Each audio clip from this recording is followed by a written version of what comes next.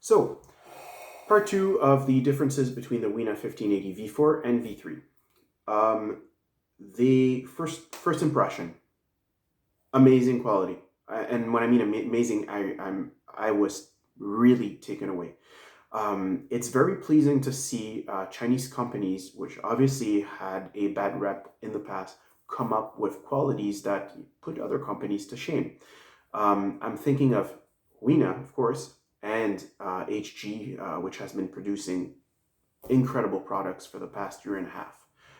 These machines are almost entirely made out of metal. They are very substantial. I just weighted them, and interestingly, they weighed exactly the same weight, which is strange given the nature of the differences, and I'll get to that in a sec.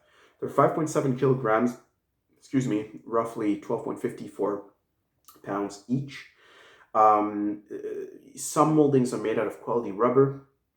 Some moldings are made out of quality plastic. Overall, it's a big chunk of metal. The tracks are made out of metal as well. Very impressive. Another difference that I noticed is, interestingly, the sound. I don't know if it's simply the way that it was built, the echo in the rear end. I'm not quite sure, but they sound slightly different. Here's the V4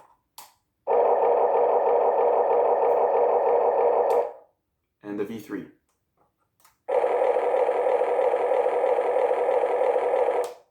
V4, V3. This one seems a bit more muffled. I'm not sure if it's better or worse. It's just different. Now, to get back to the limitation to Huina.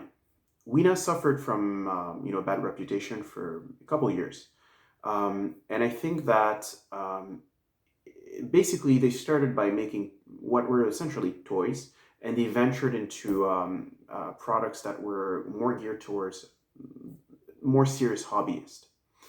Once this happened, I'm under the impression that they were selling their toys alongside their products. There has been confusion there rather, and a lot of resellers were selling the hobby versions or the toys were versions labeled as hobby versions, and you had quality issues, expectations from the hobbyists not being met, and I think that resellers or distributors have been working on rebuilding the image of this brand relatively successfully. So I've been seeing a bunch of comments on the internet with people realizing that where you buy these guys from makes the difference. It's whether you're going to get a great experience or a really bad one is where you're getting this from. So I'll put a link below of with a reputable distributor that I've been dealing with for a year and a half,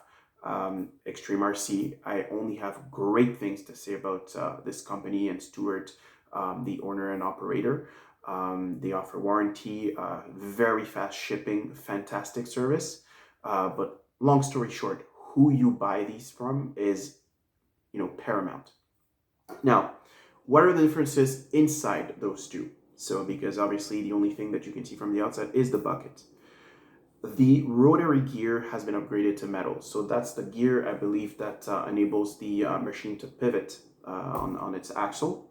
That's a great thing. Obviously, the load is increased since your teeth are in metal. Mechanical switching has been upgraded to an electronic Hall switch. I am not quite sure what this means, but I'll find out, and I'll put that in the description below once I have the answer. The fixing seat and cover of the main teeth are upgraded to metal parts, again, making it a more durable machine. And I think that's actually the most important part. The motherboard has been upgraded with surge protection. That has been the number one issue that I've been seeing on the internet. It was electronic issues. The motherboard is different on this one from this guy. In my humble opinion, I haven't put in a lot of hours on this one, but that will be the game changer. I'm just surprised that they weigh the same, given that this one is full metal inside, but I do believe that those upgrades are welcome and will make this a much more enjoyable experience. Now, if you go on, there's a bunch of websites that specialize in upgrading these guys, very good ones. And in the next video, I'll be showing you a bunch of parts and a bunch of upgrades that you can do to these guys to make them even more reliable and good at their job, essentially.